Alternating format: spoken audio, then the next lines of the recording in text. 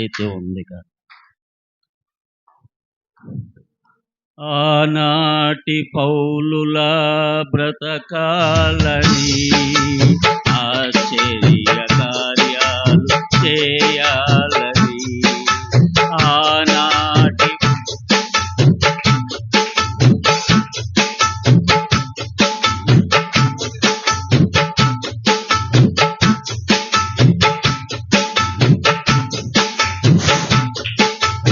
ఆనాటి పౌలులా బ్రతకాలని, ఆశ్చర్య కార్యాలు చేయాలని. ఆత్మీయ శిఖరాలు ఎక్కాలని, ఆత్మీయ శిఖరాలు ఎక్కాలని. అపవాదినే చిరుగ తొక్కాలని, అపవాదినే చిరుగ తొక్కాలని. ఆశైతే ఉంది నాలో, అందుకోలేకున్నాను. నా చేయి పట్టుకో నా రక్షక, నా చేయి పట్టుకో నా యేసయ్యా. ఆశైతే ఉంది నాలో, అందుకోలేకున్నాను. నా చేయి పట్టుకో నా రక్షక, నా చేయి పట్టుకో నా యేసయ్యా. నీలోనే నేను నిలవాలని, నీ ఆత్మలో నేను నడవాలని. నీలోనే నేను నిలవాలని, నీ ఆత్మలో నేను నడవాలని. నీ రూపునే పొందుకోవాలని, నీ రూపునే పొందుకోవాలని. నీ మనసు నాకిలా రావాలని, నీ మనసు నాకిలా కావాలని. నీ మనసు నాకిలా ఇవ్వాలని. ఆశైతే ఉంది నాలో, అందుకోలేకున్నాను. నా చేయి పట్టుకో నా రక్షక, నా చేయి పట్టుకో నా యేసయ్యా. నీ ప్రేమనే కలిగి ఉండాలని, నీ ఫలము నాలో పండాలని. నీ ప్రేమనే కలిగి ఉండాలని, నీ ఫలము నాలో పండాలని. నీ కృపతో నామది నిండాలని, నీ కృపతో నామది నిండాలని. ఆత్మాగ్ని నాలో మండాలని, ఆత్మాగ్ని నాలో మండాలని. ఆత్మాగ్ని నాలో మండాలని. ఆశైతే ఉంది నాలో, అందుకోలేకున్నాను. నా చేయి పట్టుకో నా రక్షక, నా చేయి పట్టుకో నా యేసయ్యా. ఆనాటి పౌలులా బ్రతకాలని, ఆశ్చర్య కార్యాలు చేయాలని. ఆనాటి పౌలులా బ్రతకాలని, ఆశ్చర్య కార్యాలు చేయాలని. ఆత్మీయ శిఖరాలు ఎక్కాలని, ఆత్మీయ శిఖరాలు ఎక్కాలని. అపవాదినే చిదుక త్రొక్కాలని, అపవాదినే చిదుక త్రొక్కాలని ఆశైతే ఉంది నాలో, అందుకోలేకున్నాను. నా చేయి పట్టుకో నా రక్షక, ఆశైతే నా చేయి పట్టుకో నా యేసయ్యా, ఆశైతే ఉంది నాలో, అందుకోలేకున్నాను. నా చేయి పట్టుకో నా రక్షక, నా చేయి పట్టుకో నా యేసయ్యా. నీ ప్రేమనే కలిగి ఉండాలని, నీ ఫలము నాలో పండాలని, నీ ప్రేమనే కలిగి ఉండాలని, నీ ఫలము నాలో పండాలని, నీ కృపతో నామది నిండాలని, నీ కృపతో నామది నిండాలని, ఆత్మాగ్ని నాలో మండాలని, ఆత్మాగ్ని నాలో మండాలని, ఆత్మాగ్ని నాలో మండాలని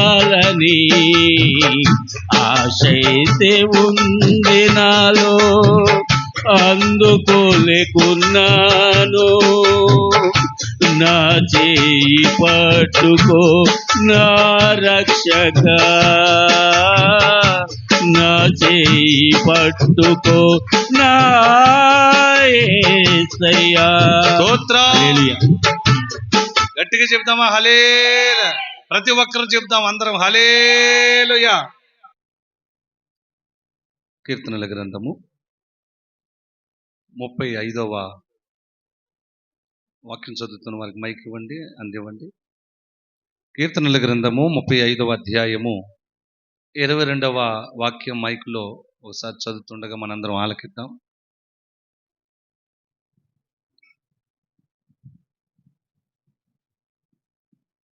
యెహోవా, అది నీకే కనబడుచున్నది గదా, మౌనంగా నుండకుము. స్తోత్రం చెప్పండి, అందరు గట్టిగా చెప్పాలా.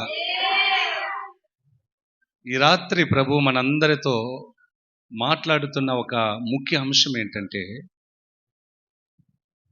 కనబడుచున్నది కదా కదండి. నీవు నేను చేసే ప్రతి కార్యము, ప్రతి పని, ప్రతిదీ కూడా ఆయనకు కనబడుతుందా లేదా? ఆయన చూస్తున్నాడా లేదా? చూచేవాడా కాదా? చెప్పండి. నీవు నేను చేసే ప్రతీది ఆయన చూస్తూనే ఉన్నాడు.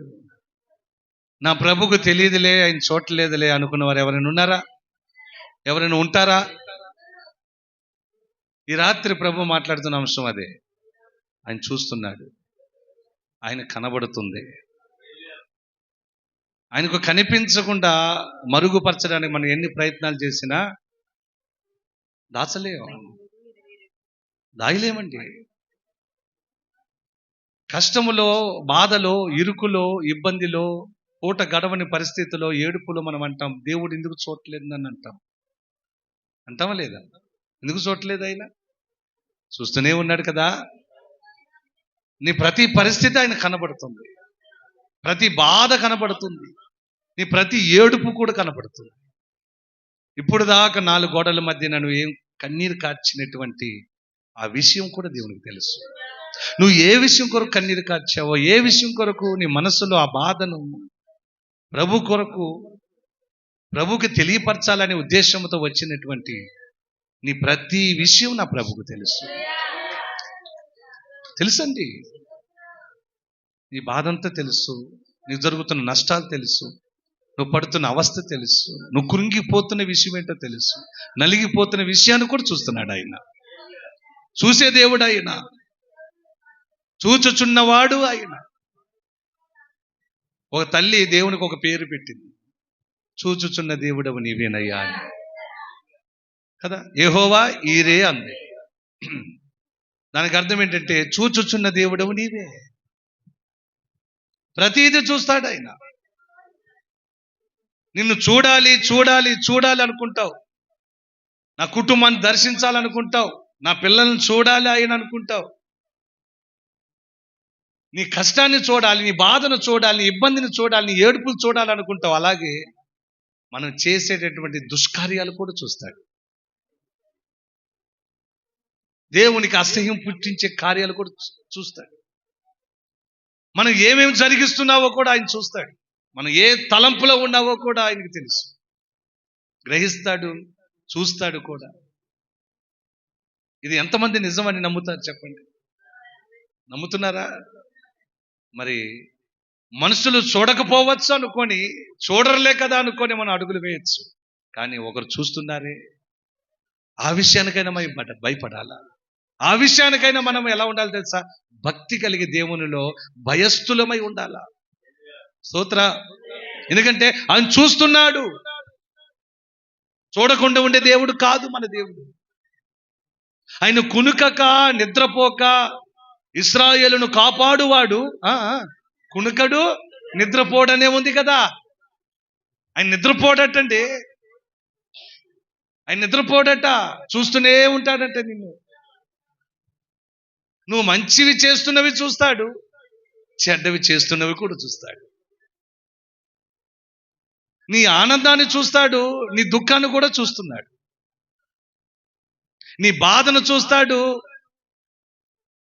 నువ్వు ఉల్లసిస్తున్నటువంటి ఆ దినాలను కూడా, నువ్వు గడుపుతున్నటువంటి ఆ పరిస్థితిని కూడా చూస్తాడు. అన్ని చూస్తాడు ఆయన. మనం అనుకుంటున్నాం కొన్ని వరకే చూస్తాడేమో, ఇంకా కొన్ని చూడడేమో అనుకుంటాం. లేదండి, అన్ని చూస్తాడు ఆయన. మనం అనుకుంటాం బాధలు నన్ను చూడాలి, బాధలు చూడాలి, నా కష్టంలో నా ప్రభు చూడాలి, నా ఇరుకులో నా ప్రభు చూడాలి, నా ప్రతి పరిస్థితిని ఆయన చూడాలి, నేను ఏడుస్తున్నటువంటి ఆ ఏడుపుకు కారణం ఏంటో కూడా ఆయన చూడాలి అని మనం అనుకుంటామే. అంటే కష్టం వరకే చూస్తూ వెళ్ళాలి, బాధల వరకే చూస్తూ వెళ్ళాలి. కానీ మనం చేసేటటువంటి ప్రతి పాపాన్ని కూడా చూస్తాడన్న సంగతి మర్చిపోకూడదు. మనం చేసే దేవునికి చెడ్డవి అవి ఆయన ఖచ్చితంగా చూస్తాడన్న సంగతి కూడా మనం మర్చిపోకూడదు. కష్టాన్ని చూస్తున్న వాడు మనం చేసే ప్రతి కార్యాన్ని కూడా చూస్తాడుగా.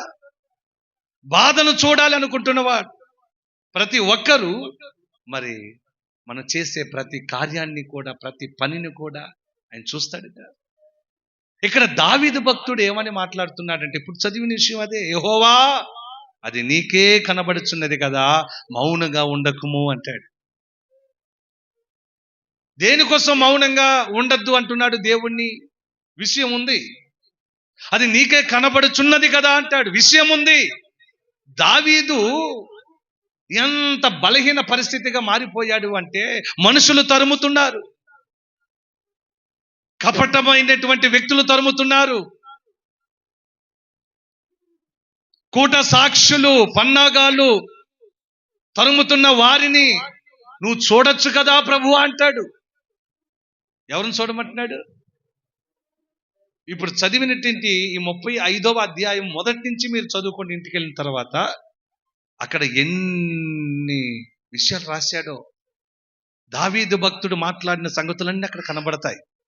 మనుషులు తరుముతున్నారయ్యా, కపటోపాయములు కలిగిన వారు నన్ను బాధిస్తున్నారయ్యా, కోట సాక్షులు నాకు ఎంతో మంది తయారయ్యారయ్యా, వారి పన్నాగాలు, వారు చేస్తున్న బీభత్సాలు, ఇవన్నీ నువ్వు చూడొచ్చుగా, నీకు కనబడుచున్నది కదయ్యా. మరి మౌనంగా ఎందుకుంటున్నావు? మౌనంగా ఎందుకుంటున్నావు? నేను కూలిపోతున్నాను కదా, పడిపోతున్నాను కదా, దీని అవస్థలో ఉన్నాను కదా, ఇబ్బందుల కొలిమిలో ఉంటున్నాను కదా, ఆ మాటల చేత గుచ్చపడుతున్నాను కదా, ఆ దృష్టి చేత నలిగిపోతున్నాను కదా, నీకు అన్ని కనబడుచున్నవి కదయ్యా.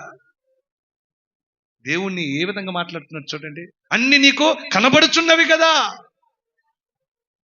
మరి నువ్వు ఎందుకు మౌనంగా ఉంటున్నావు అంటాడు. అంటే దేవునికి అన్ని కనబడతాయా? చెప్పాల్సిందే. దేవునికి అన్ని కనబడతాయా? కనబడతాయి. కాబట్టి దావీదు అంటాడు, ఇంతమంది నన్ను తరుముతున్న మనుషుల ఆ లక్షణాలు, వారి గుణాలు చూడండి ఎలాగున్నాయో. కపటోపాయములు కలిగిన వారు, కూట సాక్ష్యములు కలిగిన వారు, పన్నాగాలతో ఉన్నవారు, ఎప్పుడెప్పుడా నేను దొరుకుతానని అంతు పట్టాలని చూస్తున్నవారు, వారి మధ్యలో నుండి నేను తరంబడుతున్నానయ్యా. ఇవన్నీ నీకు కనబడుతున్నవి కదా, మౌనంగా ఉండకయ్యా. నా ప్రతి పరిస్థితిని చూస్తున్నావు కదయ్యా. ఎంతగానో ఎదగాల్సినటువంటి నేను కృంగిపోతున్న సంగతి కూడా నీకు తెలుసు కదయ్యా. నువ్వు ఇచ్చినటువంటి అభిషేకముతో నేను రాజునై, నీ ప్రజల పైన అధికారినై, నాయకత్వం కలిగి అనేకులను అయా మంచి పరిపాలనతో వారిని బలపరచాలని, వారందరికీ ఏం తక్కువ కాకుండా చూడాలని నేను ఆశతో ఉన్న నేను తరంబడుతున్నానయ్యా. గద్దెని ఎక్కలేక నేను తరంబడుతున్నానయ్యా. రాజ్యరేఖంలో ఉండలేక తరంబడుతున్నానయ్యా. నీ అభిషేకం ఏమైందయ్యా? నన్ను కోరుకున్నావుగా. ఎంతో మంది నా వారు ఉండగా నన్నే కోరుకున్నావుగా. అన్నదమ్ములు ఎంతో మంది ఉండగా నన్నే కోరుకున్నావుగా. బలము కలిగిన వారు ఎందరో ఉండగా నన్నే కోరుకున్నావుగా. అధికమైనటువంటి తెలివి జ్ఞానము కలిగిన వారు ఉండగా నన్నే కోరుకున్నావుగా. మంచి ఉద్యోగములు, మంచి జాబులు కలిగి గొప్ప స్థాయిలో ఉన్న వారందరిని విడిచిపెట్టి ఏ జాబు లేని నన్ను ఎన్నుకొని కోరుకున్నావు కదయ్యా. గొర్రెలు కాచుకునేటటువంటి వాడు ఎలా నీకు ఇష్టమయ్యాడయ్యా? సరే, ఇష్టమైతే అయ్యాను, అభిషేకించావు. రాజరికంలో ఉండాల్సిన నేను తరంబడుతున్నాను కదయ్యా. నీకు అవన్నీ కనబడుచున్నవి కదా, మరి మౌనంగా ఎందుకుంటున్నావు? త్వరగా మౌనమును విడిచి నాకు ఒక అద్భుతం చేయి ప్రభువా. గట్టిగా స్తోత్రం చెప్పండి. అద్భుతం చేయి ప్రభువా, అద్భుతం చేయి. నీకు అన్ని కనబడుతున్నాయిగా, ఇక నేను చెప్పాల్సిన అవసరం లేని విధంగా ఉంది కదా. ఏమంటే అన్ని కనబడుతున్నాయి ఆయనకి, ఇంక చెప్పాల్సిన అవసరం ఉంది. ఎవరు తరుముతున్నారు, ఎవరు దుఃఖపరుస్తున్నారు, ఎవరు ఏడిపిస్తున్నారు, ఎవరు నిందల పాలు చేస్తున్నారు, ఎవరు అవమానపరుస్తున్నారు, కపటోపాయాలతో ఎవరున్నారు, నన్ను బంధించాలని ఎంతమంది కాచుకొని ఉన్నారు, నన్ను ఏడిపించాలని ఎంతమంది పూనుకొని ఉన్నారు, ఇవన్నీ నీకు కనబడుతున్నాయిగా. ఇంకా మౌనంగా ఉంటా వింటే నా పక్షాన ఏదో ఒకటి చేయి ప్రభువా. స్తోత్రం, ఆమేన్. గట్టిగా చెప్తా హల్లెలూయా. ఏదో ఒకటి నువ్వు చేయాల్సిందే ప్రభువా, నా పక్షంలో ఏదో ఒకటి చేయాల్సిందే. ఎందుకంటే ఇలాంటి ఊబిలో, జిగట దొంగ ఊబిలోనే పడి అవస్థలు పడుట కంటే నన్ను లేపి నిలబెట్టి స్థిరపరచగలిగిన వాడవు నీవై ఉన్నావని నేను సాక్ష్యమై అనేకులకు చెప్పాలి ప్రభువా. నీకు అన్ని కనబడుచున్నవి కదా, మరి మౌనంగా ఉంటున్నావు ఎందుకో, ఆలస్యం చేస్తున్నావు ఎందుకయ్యా? సృష్టికర్తవు కదా, ఏదైనా సృష్టించగలవు. నీ మాట చేత అన్ని సృష్టించబడ్డాయి. నీ వాక్కును పంపించి బాగు చేయగలవు. నీ వాక్ అంత బలము గలది, నీ మాట అంత శక్తి గలది, నీ మాటలో జీవమున్నది, నీ మాటలో కార్యములు జరుగుతాయి. అలాంటి కార్యాలను ఒక్కసారి నా కోసం నీ దృష్టిలో ఉంచుకొని జ్ఞాపకం చేసుకుని నన్ను బలపరచు. సహోదరి ప్రార్థనలో అంటది, అయ్యా నీ కృపతో నన్ను జ్ఞాపకం చేసుకో. అన్న ప్రార్థన చేస్తుంది, నీ కృపతో నన్ను జ్ఞాపకం చేసుకో. ఒక రాజు ప్రార్థన చేస్తాడు. ఏమని ప్రార్థన చేస్తున్నాడు అంటే, అయ్యా నీ కృపతో నన్ను జ్ఞాపకం చేసుకుంటాడు. హిజ్కియా మహారాజు ఏం చేసుకోవాలంట? దేవుడు జ్ఞాపకం చేసుకోవాలంట. అమ్మ చెప్పాలి, ఏం చేసుకోవాలంట? దేవుడు జ్ఞాపకం చేసుకోవాలంట. మరి మనం కూడా ఏం చేయాలి? ప్రభు అన్ని తెలుసులేండి, ఆయనకి చూస్తున్నాడు, ఆయనకి కనబడుతుంది కదా అని కాదు. మనం కూడా గొంతెత్తి నోరు తెరిచి ఆయన చెప్పుకోవాలి. చెప్పుకోనంత కాలం నువ్వు అలాగే ఉంటావు. నువ్వు కన్నీరు కార్చినంత కాలం అలాగే ఉంటావు. ఆయన పాదాలు తడపనంత కాలం అలాగే ఉంటావు. ఆయన పాదాలు పట్టుకొని మోకరిల్లి చేతులెత్తి కన్నీరు కార్చి నీ మాట ఆయనకి వినిపించు బిడ్డ.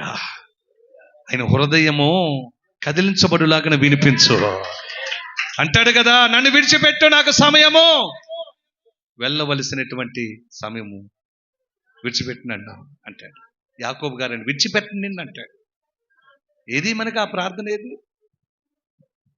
విడిచిపెట్టేస్తున్నావు ప్రార్థన? దేవునికి దూరం అయిపోతున్నావు. దేవునికి దగ్గరగా కాకుండా దూరం అయిపోతున్న సంగతులు ఎన్నో ఉంటున్నాయి. అన్ని విషయాలు దూరం అయిపోతున్నావు.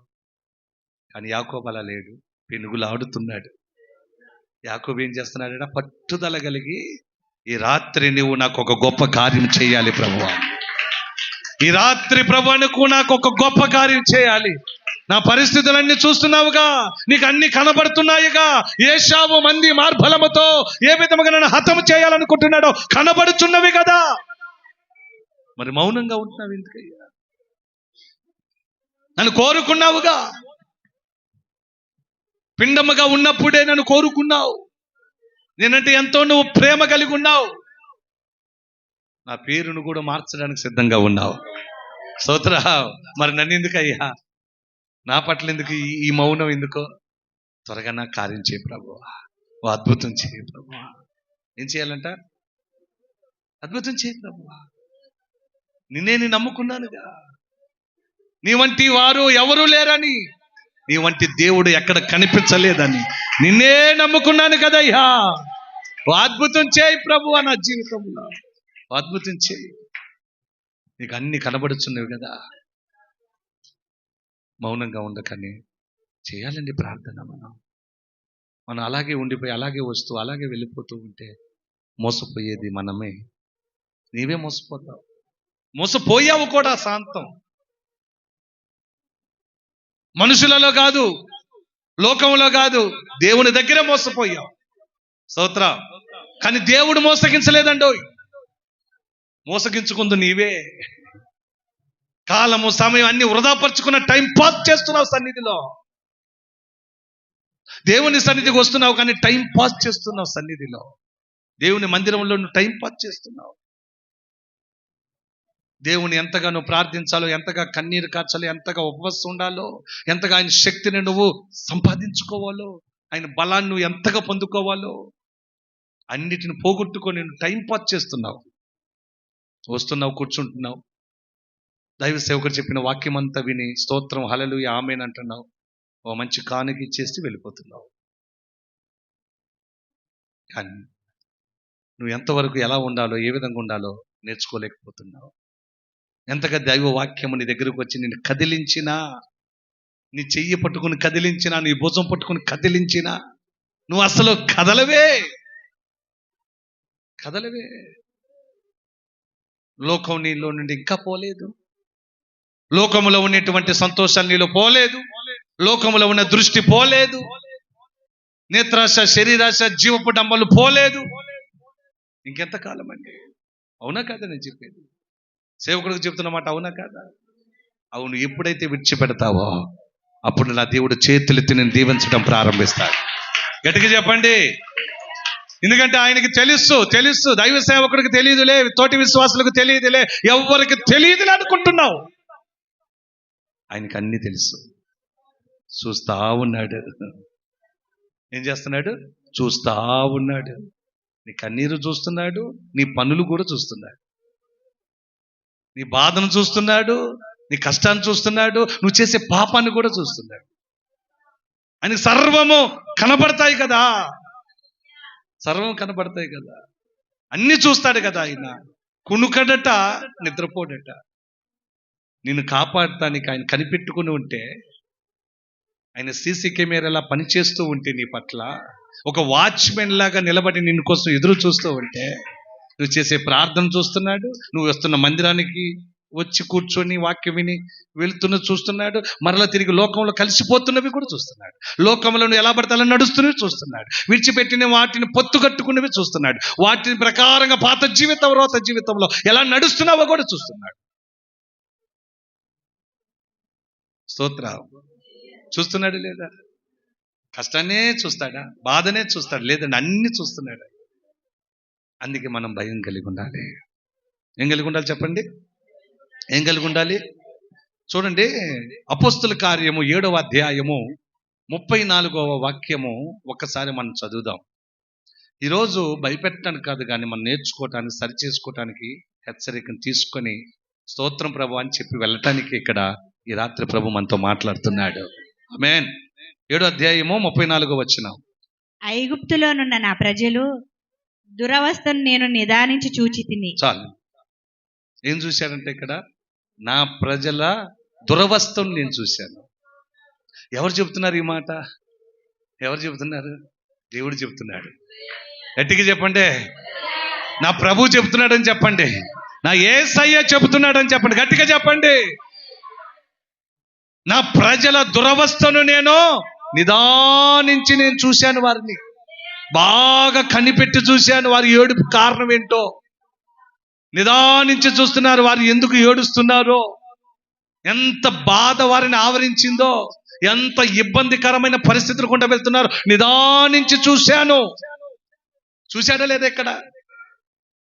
అక్కడ దావీదు చూడమంటున్నాడు. నీకు అన్ని కనబడుతున్నాయి కదా, నీకు కనిపిస్తాయి కదా, మౌనంగా ఉండకట్టాడు. ఇక్కడ అపోస్తలుడైన పౌలు గారు చెప్పినటువంటి అంశములో దేవుడు చెప్పిన సంగతిని మరలా మనకు బయలుపరుస్తున్నాడు. ప్రభు ఏమన్నాడట? నా ప్రజల దురవస్థను నేను నిదానించి చూచి తిని అని దేవుడు చెప్పాడు కదా అని ఇక్కడ ఎత్తిపెట్టి మళ్ళీ వాక్యాన్ని మనకు చూపిస్తున్నాడు అపోస్తలుడైన పౌలు గారు. అయితే దేవుడు ఏం చేస్తాడంట? మన దురవస్థలు కూడా చూస్తాడు, మన కష్టాన్ని కూడా చూస్తున్నాడట, మన బాధలను కూడా చూస్తున్నాడట. అయితే మన దేవుడు చూస్తాడు. ఆయన ఉన్నవాడు, ఆయనకి సమాధి లేదు, ఆయన మట్టికి మట్టి అయిపోయి అస్థి పంజరము కలిగిన వాడు కాదు. ఆయన సమస్తము చూడగలిగిన జీవము కలిగిన దేవుడు. ఇది మనం ఖచ్చితంగా నమ్మాల్సిన గొప్ప అద్భుతమైనటువంటి విషయం. ఇది జీవముతో ఉన్న దేవుడు, మన మధ్యన సంచరిస్తున్న దేవుడు అయి ఉన్నాడు. అన్ని చూస్తాడు. చూడటమే కాదు, చూసినవన్నీ లెక్క కడతాడు, చూసినవన్నీ గ్రంథములో రాస్తాడు.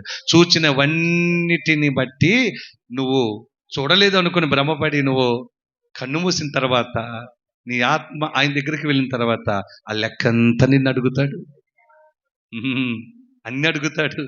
నువ్వు చేసినవన్నీ అడుగుతాడు, చేష్టలు అడుగుతాడు, నువ్వు కలిగిన ఆ లక్షణాలు అడుగుతాడు, నీ మాటను అడుగుతాడు, నీ చూపును అడుగుతాడు, నీ నడతను కూడా ఎలాగుందో కూడా నిన్ను అడిగి ఆ గ్రంథంలో రాసి నీకు అప్పచెప్తాడు అక్కడ. స్తోత్రం. కాబట్టి మనం ఏం చేయాలి? భయపడాలి. చూస్తున్నాడు కాబట్టి భయపడాలి. మనం ఒక షాప్కి వెళ్ళామనుకోండి, ఓ షాపింగ్కి వెళ్ళాం షాపింగ్ చేయటానికి, లేకపోతే ఒక మాల్కి వెళ్ళావు, నువ్వు ఏదో కొనటానికి వెళ్ళావు. కొనేటప్పుడు ఎవరు చూడలేదు కదా అనుకొని నువ్వు ఏదైనా తీసుకోవటానికి ప్రయత్నం చేస్తే అక్కడ సీసీ కెమెరా ఉంటుందా? ఉండదా? నువ్వు పట్టుకొని బయటికి వెళ్ళినా వెంటనే నేను పట్టేసుకుంటారు, ఎందుకంటే సీసీ కెమెరాలో అన్నీ రికార్డ్ అయి ఉంటుంది. అక్కడ నువ్వు ఒంటరిగా అన్ని కనబడుతున్నటువంటి దగ్గర నువ్వు ఉండొచ్చు, తీసుకోవచ్చులే, తీసుకొని దాచిపెట్టుకోవచ్చులే, కనబడదులే, ఎవరికి తెలియదులే అనుకుంటావు, కానీ అన్ని ఆయనకు స్పష్టమే. ఏమంటే అవునా కదా? ఆ సీసీ కెమెరాలు అన్ని స్పష్టమైపోతాయి, అన్ని కనబడిపోతాయి. నీ ఫేస్ కనబడుతుంది, నువ్వు చేసినవి కనబడతాయి, దాని ద్వారా నిన్ను పట్టుకోవటం జరుగుతుంది.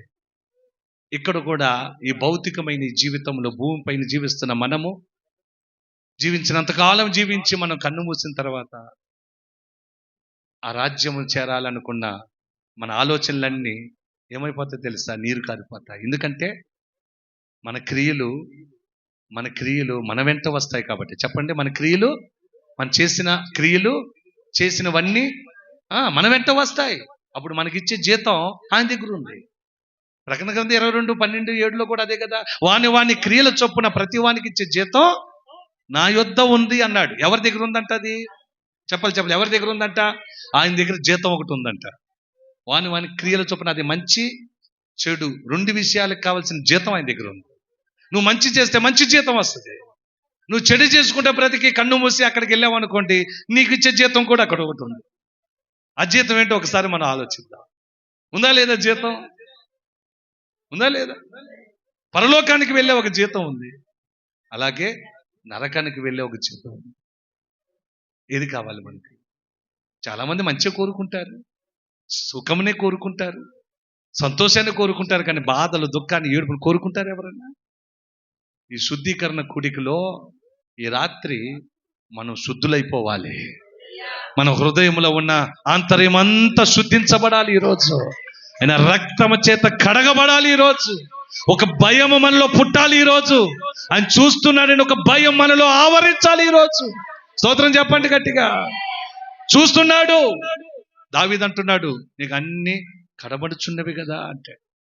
ఇక్కడ అపోస్తలుడైన పౌలు గారు పాత నిబంధనలో ఉన్నటువంటి విషయాన్ని బయలుపరుస్తున్నాడు పరిశుద్ధాత్మని దేవుని ద్వారా.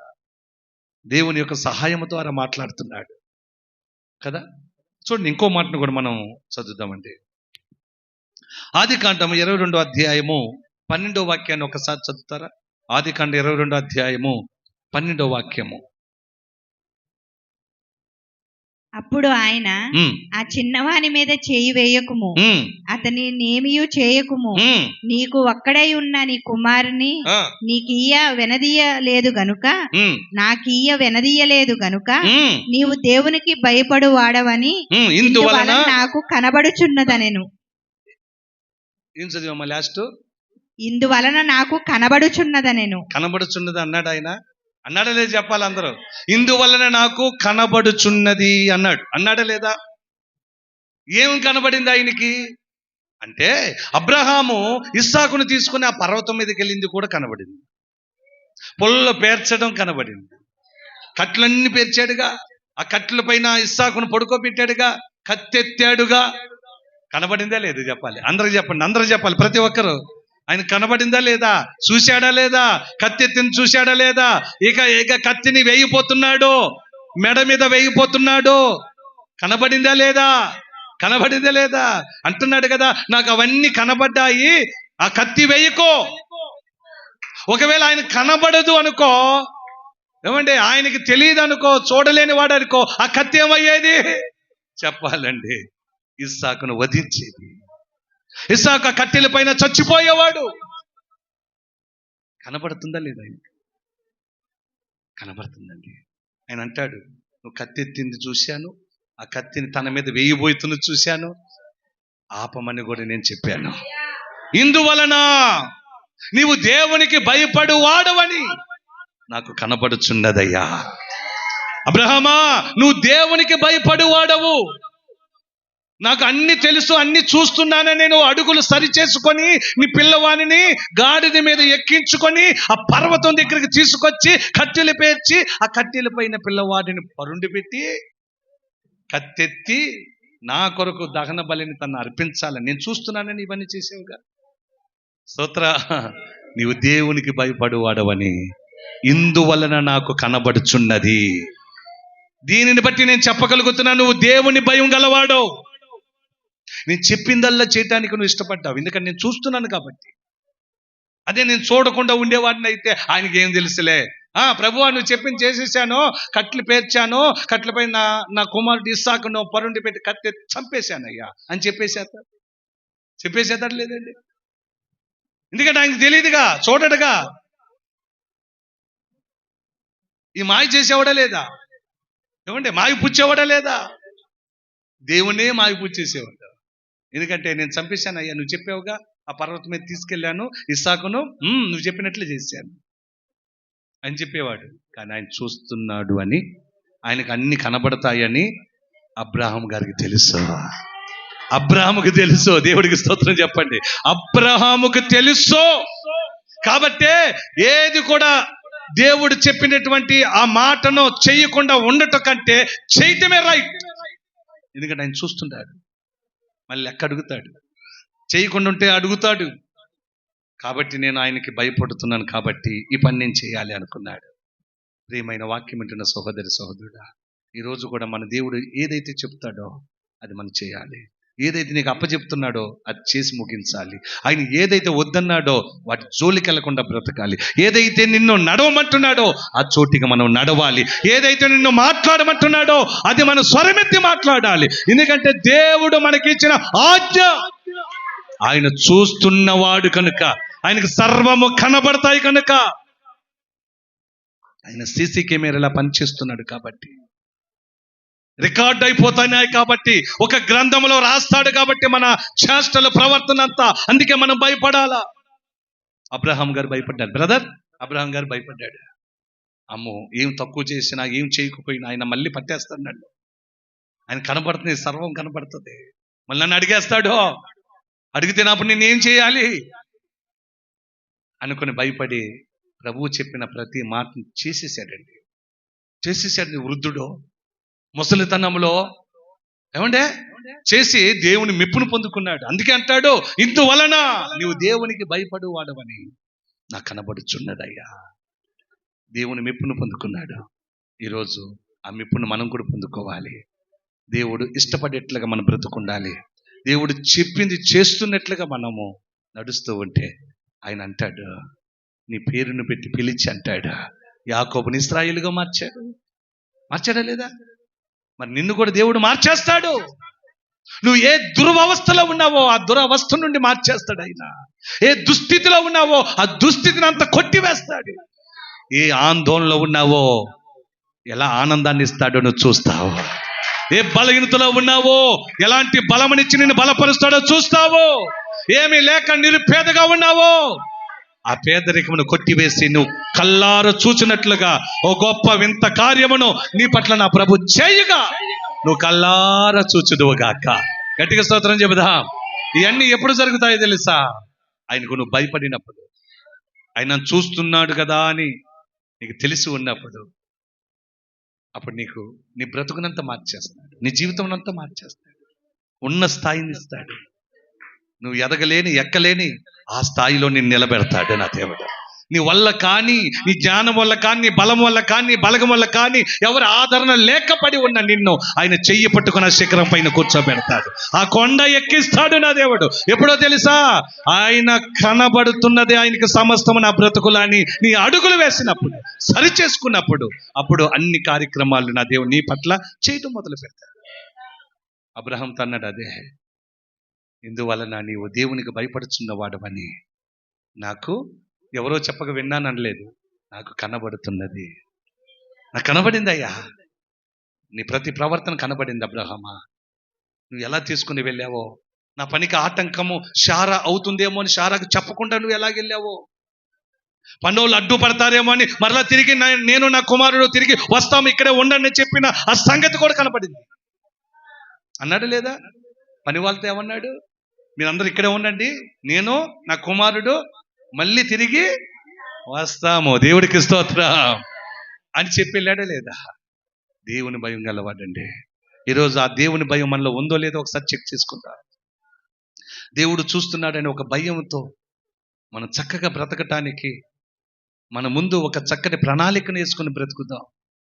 ఇప్పటి వరకు నువ్వు అలా బ్రతకలేదేమో, బ్రతిక ఉద్దేశం లేదేమో, కానీ దేవునికి సమస్తము కనబడుతున్నాయి అనే సంగతి వాక్యం ద్వారా నీకు విశుద్ధమవుతున్నప్పుడు ఈ రోజైనా మనం సరి చేసుకునే ఓ చక్కటి ఆలోచన కలిగి ఉందము గాక. గట్టిగా చెప్పండి, గట్టిగా చెప్పండి అలా హల్లెలూయా. 90వ కీర్తనల గ్రంథము 2 త్వరగా చదివేసి ముగించేద్దాం. 90వ అధ్యాయము 8వ వాక్యము. మా దోషములను నీవు నీ ఎదుట నుంచుకొని ఉన్నావు, నీ ముఖకాంతిలో మా రహస్య పాపములు కనబడుచున్నవి. దేవుడికి స్తోత్రం చెప్పండి. అక్కడ కష్టాన్ని చూశాడు, బాధను చూశాడు, దుఃఖాన్ని చూశాడు. నా ప్రజల దుస్థితి దురవస్థ నాకు తెలుసు అన్నాడు. ఇక్కడ రహస్య పాపం కూడా ఆయనకు తెలుసు అంటే స్తోత్రం చెప్పండి. గట్టిగా చెప్పాలా, తలెత్తిటి చూస్తూ చెప్పాలా. ఏంటంటే బ్రదరు, రహస్య పాపములు తెలుసు అంటే ఆయన కనబడుతున్నాయట. ఉందా లేదా వాక్యం? ఏం కనబడుతున్నాయంట? పాపములు. ఆ పాపంలో ఉన్న రహస్య పాపములు కూడా కనబడుతున్నాయి. అయ్యి బాబా, నీ పాపములు కనబడుతున్నాయంట, అది వేరు. ఇక్కడ వాక్యం చెబుతుంది నీ రహస్య పాపములు కూడా నాకు కనబడుతున్నాయంట.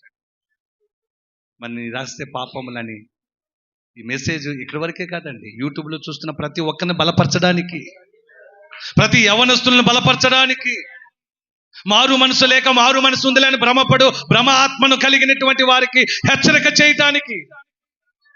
చాలా మంది భ్రమపరచు ఆత్మతో బ్రతుకుతుంటారు. నేను మంచిగానే జీవిస్తున్నాలే, బాగానే జీవిస్తున్నాలే, పరిశుద్ధంగా జీవిస్తున్నాలే, కానీ చేసే ప్రతి చేష్టలు ఆయన లెక్కిస్తున్నాడు, గ్రంథంలో రాస్తున్నాడు. ఒకరోజు లెక్క అడుగుతాడు. పట్టుబడితే సరాసరి క్షణం ఆగకుండా ఎక్కడికి వెళ్ళిపోతామో అది తెలిసి మనం భయపడి బ్రతకాలి. అగ్ని ఆరని పురుగు చావని ప్రదేశానికి ఎవ్వరు వెళ్ళకూడదండి. సేవకునిగా నాది అదే ఆశ. నన్ను వెంబడిస్తున్న అమ్మ వింటున్నారా, నన్ను వెంబడిస్తున్న సంఘములో ఎవ్వరు కూడా నరకం అనేటువంటి ఆ ప్రాంతానికి, ఆ ప్రదేశానికి వెళ్ళకూడదు. నా బిడ్డలో ప్రతి ఒక్కరు పరలోక రాజ్యంలో దేవునితో ఉండాలి. అయ్యా నీకు ఇచ్చినటువంటి ఆత్మలు ఏం చేశావంటే, ఇదిగో ప్రభువా, ప్రతి ఆత్మ నీకు అప్పచెపుతున్న, లెక్క అప్పచెపుతున్న ప్రతి ఒక్కరిని నీ దగ్గరికి చేర్చి నీ రాజ్యములకు చేర్చానయ్యా అని. దానికోసం అహర్నిశలు ఈ బాధంతా, ఈ వాక్యాలు ఎలాంటివి, నిన్ను బలపరచడానికి, హెచ్చరించి నీ సరిచేయటానికే. స్తోత్ర, అవునా కదండి? మరి ఇప్పుడు కూడా మనం సరి చేసుకోకపోతే ఎవరు చూసి వచ్చారంటే బ్రతికినాను సంతోషంగా, ఎంజాయ్గా, ఆనందంగా, సంతోషంగా బ్రతికేసి చచ్చిపోతాను. ఆ చచ్చిపోవటం వరకే తెలుసు, కానీ ఆ తర్వాత ఉన్నటువంటి జీవితం ఏంటో తెలియదు. ఆ జీవితం ఏంటో మనకు తెలియాలి. మనిషి చచ్చిపోయిన తర్వాత కథ ముగించబడిందిగా అనుకుంటూ ఉంటారు, కానీ ఇక లేదండి, అప్పటి నుంచి ప్రారంభం అవుతుంది జీవితానికి కథ. ఆ జీవితానికి అప్పటి నుండి ప్రారంభం అవుతుంది ఒక కథ. ఆ కథ ఏంటో మనకి తెలియాలి. ఆ భయంతో బ్రతకాలి, ఆ భయంతో బ్రతకాలి.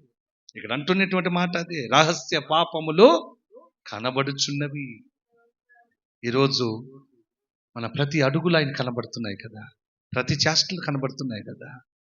సేవకుడిగా నేనేం చేయలేకపోవచ్చు, నేను ఏమి అనలేకపోవచ్చు, నేను గద్దించలేకపోవచ్చు, నేను సరి చేయాలనుకున్నా నా మాట వెనక సరి చేయబడలేకపోవచ్చు నీవు.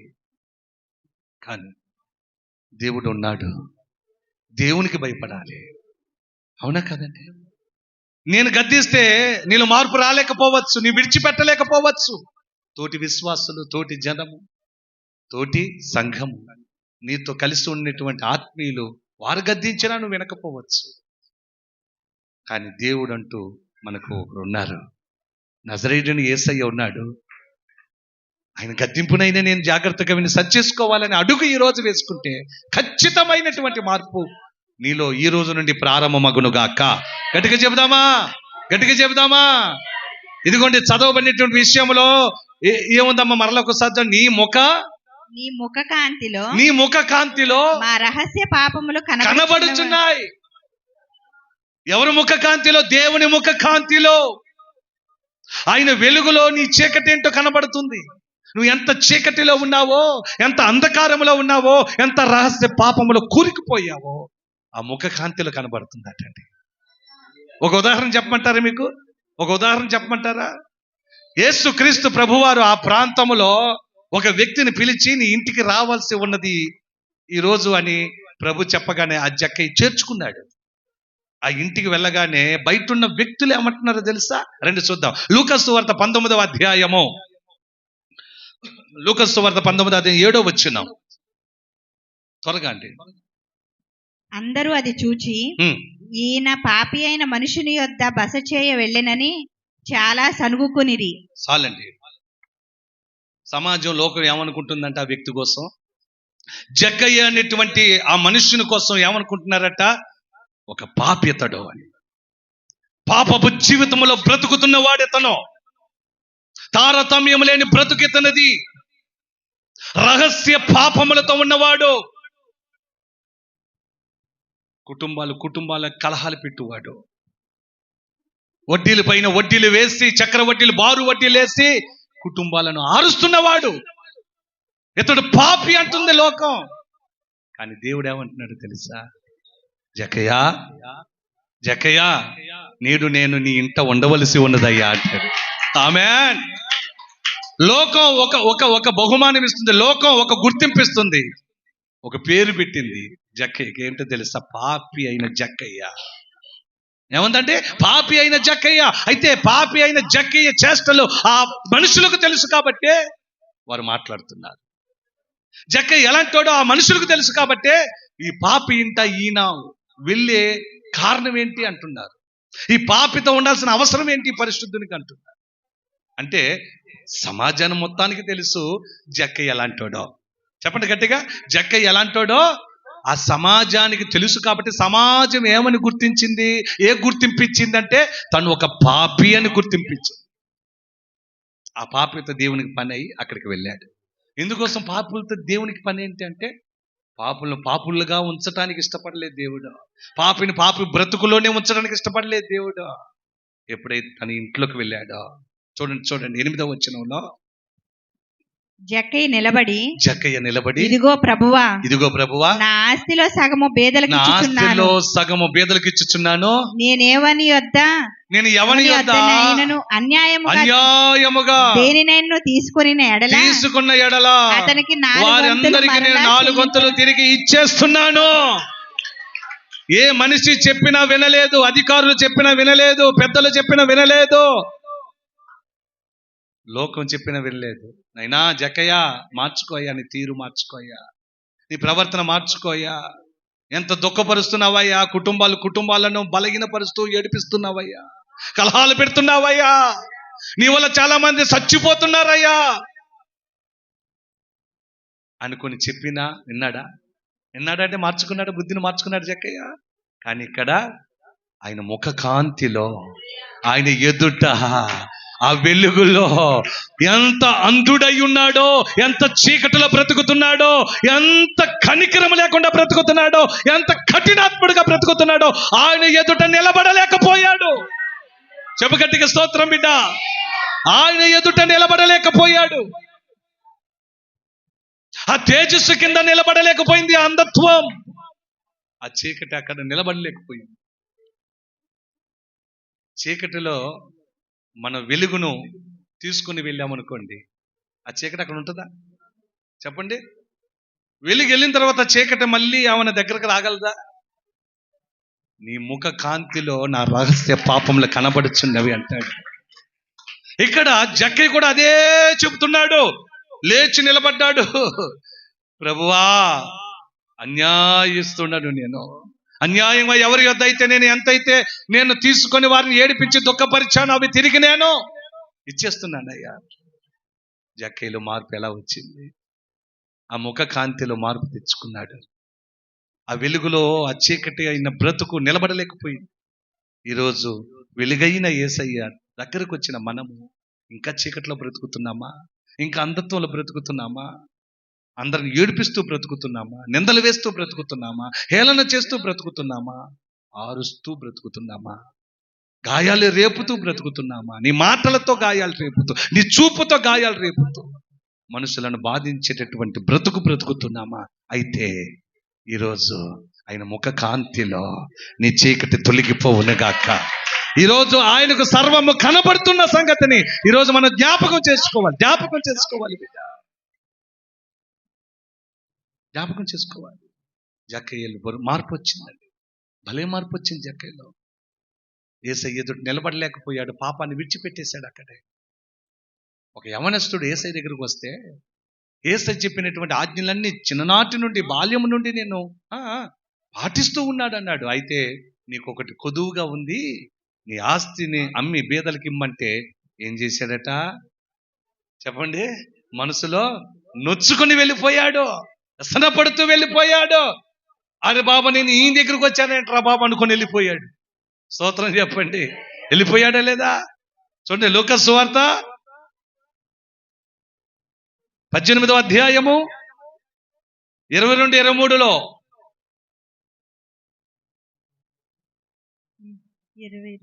యేసు విని, నీకింకా ఒకటి కొదువుగా ఉన్నది, నీకు కలిగినవన్నీ అమ్మి బేదలకిమ్ము. అప్పుడు పరలోకమందు నీకు పరలోకమందు నీకు ధనము కలుగును. నీకు ధనం అక్కడ కలుగుతుంది. నీవు వచ్చి నన్ను వెంబడింపమని అతనితో చెప్పాను. అతడు మిక్కిలి ధనవంతుడు గనుక ఈ మాటలు విని మిక్కిలి వ్యసనపడగా, యేసు అతన్ని చూసి, ఆస్తి గలవారు దేవుని రాజ్యం. స్తోత్రం చెప్పండి. హల్లెలూయా. వెళ్ళిపోయాడంతే అక్కడి నుండి. అవసరం లేదు ఈ దేవుడు. వెలుగును విడిచి చీకటి వెళ్ళిపోయింది. ఇంకా చీకటిలోనే బ్రతకాలనుకుంటున్నాడు. దేవుడు చెప్పిన మాట వినట్లేదు. ప్రియమైన దేవుని వారలారా, ఈరోజు మనం వినాలి. చీకట్లో అలాగే బ్రతికే ఉద్దేశం కలిగి వెళ్ళిపోకూడదు. ఆయన ముఖ కాంతిలో మన బ్రతుకేంటో ఒక్కసారి ఆయనకి మనం అప్పచెప్పుకోవాలి. ప్రభువా, నా బ్రతుకు ఇలాంటిది, నా జీవితం ఇలాంటిది, మార్పు లేని, మారు మనసు లేని, భ్రమపరచు ఆత్మలో నేను బ్రతుకుతున్నానయ్యా. నీ ఆత్మతో నన్ను బలపరచు ప్రభువా. నీ ఆత్మలో నేను శుద్ధుని కావాలి ప్రభువా. నీ ఆత్మలో నేను నివసించాలి ప్రభువా. నీ ఆత్మతో నేను పట్టబడాలి ప్రభువా. నా పాత రోత జీవితము నేను ఇక్కడే ముగించుకొని విడిచిపెట్టాలి ప్రభువా. రాకడ సమయం దగ్గర ఉంది బిడ్డ. ఇంకా నీకు రక్షణ లేదు. ప్రభు ఇదిగో అదిగో అంటున్న రాకడ సమయము అదిగో కనబడుతున్నట్లుగా కనబడుతున్న మాటలు వినబడుతున్నాయి, సూచనలు కనబడుతున్నాయి, మాటలు వినబడుతున్నాయి. అయినా కూడా నీకు రక్షణ లేదు, బాప్తిజం లేదు, మారు మనసు లేదు. ఇంకా పాత రోత జీవితంలోనే నామకార్థపు భక్తిలోనే బ్రతుకుతున్నావు. పేరుకి క్రైస్తవుడవు, పేరుకు ఆత్మీయులం, పేరుకి మందిరానికి వెళ్తున్నాం, పేరుకి దేవుని దగ్గరే బ్రతుకుతున్నాం, యేసయ్యని నమ్ముకున్నాం అని చెప్పుకుంటున్నాం. కానీ మళ్ళీ ఏ మార్పు లేదు. ఉందంటారండి? మార్పు ఉందా? మాట మారిందా? తీరు మారిందా? నడత మారిందా? పాపములు మారాయా? చెప్పాలండి ప్రియ సహోదరుడా, ఈరోజు అన్ని మారాలండి. మార్పు చెందే ఓ గొప్ప అద్భుతమైనటువంటి ఆయన దీవెన చేత ఈరోజు మనం పట్టబడదాము గాక. గట్టిగా చెప్పండి హల్లెలూయా. ఒక విలువైన మాట నేను చెప్తానండి ముగించడానికి. విలువైన మాట. సమూయేలు, మనకు తెలుసు కదా, సమూయేలు ప్రవక్త తన స్వయాన మాట్లాడుతున్న గొప్ప సంగతులు ఉన్నాయి. చూడండి, మొదటి సమూయేలు 12వ అధ్యాయము 2-3 వచనాలు మనం చదివితే సమూయేలు గారు ఒక మాట మాట్లాడుతున్నారు. చూడండి ఆ మాట మనం త్వరగా. అప్పుడు సమూయేలు ఇశ్రాయేలీయులందరితో ఇట్లనెను, ఆలకించుడి, మీరు నాతో చెప్పిన మాటను అంగీకరించి మీ మీద ఒకని రాజుగా నియమించి ఉన్నాను. రాజు మీ కార్యములను జరిగించును. నేను తలనరిసిన ముసలివాడను, నా కుమారులు మీ మధ్యనున్నారు. బాల్యం నాటి నుండి నేటి వరకు నేను మీ కార్యములు జరిగించి వచ్చి తిని, ఇదిగో నేనున్నాను. నేనెవరిని వద్దనైనా తీసుకుంటినో, ఎవరిని గార్ధబమైన పట్టుకుంటినో, ఎవనికైనా అన్యాయము చేసి తినో, ఎవరినైనా బాధ పెట్టి తినో, న్యాయము నాకు అగపడకుండా ఎవని యొద్ద నేను లంచము పుచ్చుకుంటినో, అలాగు చేసిన ఎడల యెహోవా సన్నిధిని ఆయన అభిషేకం చేయించిన వాని ఎదుటను వాడు నా మీద సాక్ష్యం పలుకవలెను. దేవునికి స్తోత్రం చెప్పండి. అప్పుడు నాకు సాక్ష్యం దేవునికి స్తోత్రం చెప్పండి గట్టిగా హల్లెలూయా. సమూయేలు ప్రవక్త, నేను ఇప్పటికి ముసలోడిని అయిపోయాను. నేనేమైపోయానండి? ముసలివాడిని అయిపోయాను. మీ మధ్యన నా పిల్లలు ఉన్నారు. ఇదిగో మీ మధ్య నేను ఏ విధంగా నడుచుకున్నానో, ఏ విధంగా తలంచానో, ఏ విధంగా మాట్లాడానో, ఏ అన్యాయముగా నేను జీవించానా, అక్రమంగా జీవించానా, చక్కగా చెప్తున్నాడండి ఆ మాటలన్నీ. ఒకవేళ నేను అలాగ జీవించుంటే నా దేవుడు చూస్తున్నాడు, ఆయన సర్వము కనబడతాయి. నా బ్రతుకు కనబడుతుంది, నా నడత కనబడుతుంది. ఏమండి, ఒక సమూయేలు ప్రవక్త దేవుని యొక్క అభిషేకం పొందుకున్న అభిషేక్తుడు అండి. ప్రజలందరితో, సంఘముతో, దేవుని నమ్ముకున్న వారితో, అక్కడ దేవుని వెంబడిస్తున్న వారందరితో చెప్తున్నాడు, నాలో ఏమైనా అన్యాయం ఉంటే, అక్రమం ఉంటే, నా చేష్టలో బాగోకపోతే మీ మధ్యన నా పిల్లలు కూడా ఉన్నారు. మీరు చెప్పండి, ఇప్పుడు నా ఎదుటి చెప్పండి, నువ్వు పలానప్పుడు ఇలా నడిచావు, ఇలా నడిచావు, అలా నడిచావు అని చెప్పండి. మీరు, నేను బాగుగానే నడుచుకున్నాను కదా, న్యాయముగానే నడుచుకున్నాను కదా, దేవుని పనిలోని చక్కగా పరిచర్లో నిలబడి ఉన్నాను కదా, అన్యాయంగా ఏదైనా నేను తీసుకోవటం కానీ, ఏమంటే లంచం తీసుకోవటం కానీ ఏమైనా జరిగిందా మీ మధ్యలో అని తన బ్రతుకులో, తన జీవితంలో జరిగిన సంగతులన్నీ చెప్తున్నాడండి. ఎందుకు చెప్తున్నాడంటే ఆయన సర్వం చూస్తున్నవాడు కాబట్టి, ఆయనకు సర్వము తెలుసు కాబట్టి, ఆయన కనబడతాయి కాబట్టి ప్రజలకు కూడా చెప్పుకుంటున్నాడండి. వాక్యం వింటున్న దేవుని విశ్వాసులారా, దేవుని పిల్లలారా, దేవుని ప్రజలారా, ఈరోజు మన చేష్టలు ఎలా ఉన్నాయి, మన బ్రతుకులు ఎవరు ఉన్నాయి? ఈరోజు ఎవరో నీ గురించి చెప్పక్కర్లేదు, నీ ఇంట్లోనే చెప్తాను. నీ భర్త చెప్పచ్చు నీ గురించి, నీ చేష్టలో, నీ భార్య చెప్పచ్చు నీ చేష్టలో, నీ పిల్లలు చెప్పచ్చు నీ నడతలో, నీ తల్లిదండ్రులు చెప్పచ్చు ఆ పిల్లల బ్రతుకులు ఎలాగున్నాయో. అలా బ్రతుకుతున్నాం మనము. ఇక్కడ అంటాడు, ఎవరైనా చెప్పండి నా కోసం, నేను ఎలా నడిచాను? అక్రమంగా నడిచానా? తగాదలు పెడుతూ నడిచానా? ఇబ్బందులు పాలు చేసి నడిచానా? అన్యాయంగా నడిచానా? ఒకరి పక్షాన్ని నిలబడి నడిచానా? ఎలా నడిచాను మీ అందరికీ తెలుసు కదా. నా బ్రతుకు ఎలాంటిదో నా దేవునికి బాగా తెలుసు. అంత గట్స్ ఉండాలని మనకి, చెప్పగలిగినంత ధైర్యం ఉండాలి, చెప్పగలిగినంత సాక్ష్యం పొందుకొని ఉండాలి, చెప్పగలిగినంత ఇతరుల ఎదుట మాదిరికరమైన బ్రతుకు ఉండాలి.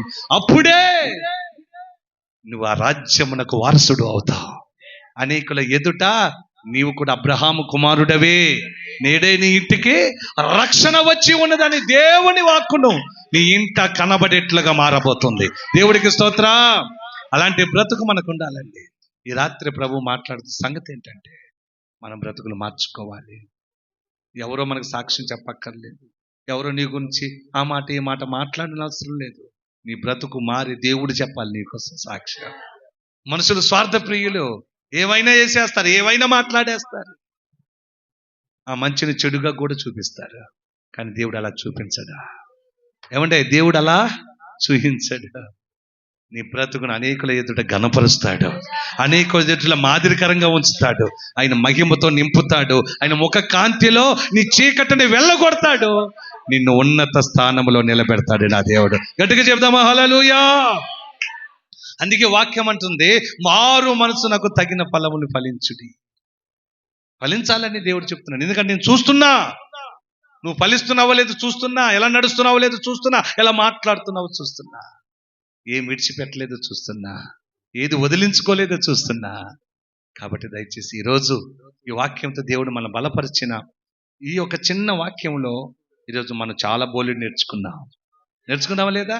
చూడండి, ఆ మాటను ముగించేద్దాం. లూకాసు సువార్త 3వ అధ్యాయము 8వ వాక్యం. లూకాసు సువార్త 3వ అధ్యాయము 8వ వాక్యము.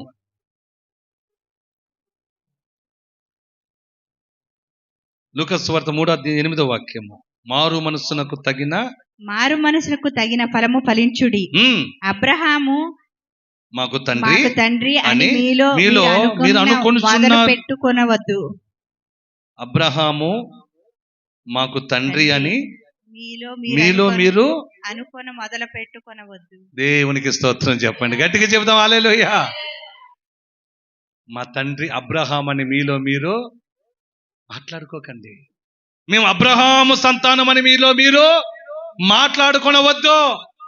అంటే మనం చాలాసార్లు ఏం చేస్తున్నామంటే, మారు మనసు తగిన ఫలాలు ఉండవు, తగిన విధంగా మనం జీవించం, దేవుడు మెచ్చుకునేట్టుగా బ్రతకం, నీ గురించి వాళ్ళు వీళ్ళు చెప్పుకునేట్టుగా బ్రతకం. కానీ మనం ఏమంటాం తెలుసా? నా అంత పరిశుద్ధుడు లేడండి, నేను దేవుని పెట్టినండే, ఏమంటే నేను ఆత్మీయుడినండే, క్రైస్తవునండే, నేను బలముగా వాడబడుతున్నానంటే, మంచి పరిచర్య అండి నాదే, దేవుని సేవలో ఇట్లా నలిగిపోతున్నానండి అని అబ్రహాము కుమారులము, అబ్రహాము మా తండ్రి అని చెప్పుకుని వారులారా, మీలో ఎన్నో లోపాలు ఉన్నాయి చూసుకోండి. అబ్రహాం మా తండ్రి అని మీరు చెప్పుకోవద్దండి. మీ చేష్టలు అన్నీ తెలుసు, మీ ప్రవర్తనలు అన్నీ తెలుసు. ఈరోజు రహస్య బ్రతుకు కూడా ప్రభువుకు తెలుసు. ఈ రాత్రి మాట్లాడుతున్న ప్రభు ఈ మాటల చేత ఈరోజు మనం బ్రతుకును సరి చేసుకుందాము గాక. సరి చేసుకుని మారు మనసునకు తగిన ఫలములో ఫలించి పరిశుద్ధుడని, నేను మంచి ఆత్మీయుడని, నా తర్వాత ఇంకెవరైనా నేను అనుకొనవద్దు. హెచ్చించుకోకో. నిన్ను నీవు తగ్గి జీవిస్తే దేవుడు నిన్ను హెచ్చిస్తాడండి. ఈరోజు మనం హెచ్చించుకొని హెచ్చులు బ్రతుకులు వద్దంటున్నాడు ఆయన. మనం తగ్గించుకొని జీవిస్తే హెచ్చించేది ఎవరంట? నా ప్రభు అట్టండి. ఈరోజు ఆ మారు మనసు తగిన ఫలమును పొందుకొని నా దేవుని ఘనపరిచే విధంగా బ్రతుకుదాము గాక. విడిచిపెట్టేస్తే నీ మనసులో నుంచి, తీసేస్తే నీ యొక్క ఆలోచనలో నుండి, నీ నడతను మార్చుకొని ఆ రహస్యము. ఇంకా టైం లేదు కానీ నీ హేయ క్రియలు కూడా నాకు తెలుసు అంటాడు, నీ దుష్ట క్రియలు కూడా నాకు కనబడుతున్నాయి అంటాడు ఇర్మియా ప్రవక్త, యెషయా ప్రవక్త. టైం లేదు కాబట్టి నేను చెప్తున్నాను ఈ రాత్రి, నా హేయ క్రియలన్నీ నీకు తెలుసు అయ్యా, నీకు కనబడుతున్నాయి అంటాడు ప్రవక్త. ఒక విధంలో దేవుడితో మాట్లాడుతున్నటువంటి సందర్భంలో ఇర్మియా ప్రవక్త అంటున్నాడు, దుష్ట క్రియలన్నీ నీకు కనబడుచున్నాయి అంటాడు. ఈరోజైనా మనలో మార్పు తెచ్చుకొని ఈ రాత్రి విడిచిపెట్టి దేవుని వెంబడించుదుము గాక. రేపు బల్లారాధనకు మనము శుద్ధులు మగుదుము గాక. మన హృదయము, తలంపుల, ఆలోచనలన్నీ ఈరోజు పరిశుద్ధపరచుకుందుము గాక. యేసు రక్తములో మనందరము కడగబడుదుము గాక. గట్టిగా చెప్పండి. ఈరోజు కడగబడితేనే రేపు బల్లలో చేసే, చేతులు వేసే హక్కు దేవునికి ఇస్తాడు. ఆ రక్తమును తిని త్రాగే అర్హత నీకు దేవుడిస్తాడు. పాత రోత జీవితంను విడిచిపెడతానయ్యా, తప్పుగా ప్రవర్తించా, తప్పుడుగా నడిచాను ప్రభువా, విడిచిపెట్టాల్సిన వాటిని విడిచిపెట్టక వాటి జోలితోనే ఇప్పుడు వరకు నేను బ్రతుకుతున్నానని ఒక చిన్న ప్రార్థన చేస్తారా?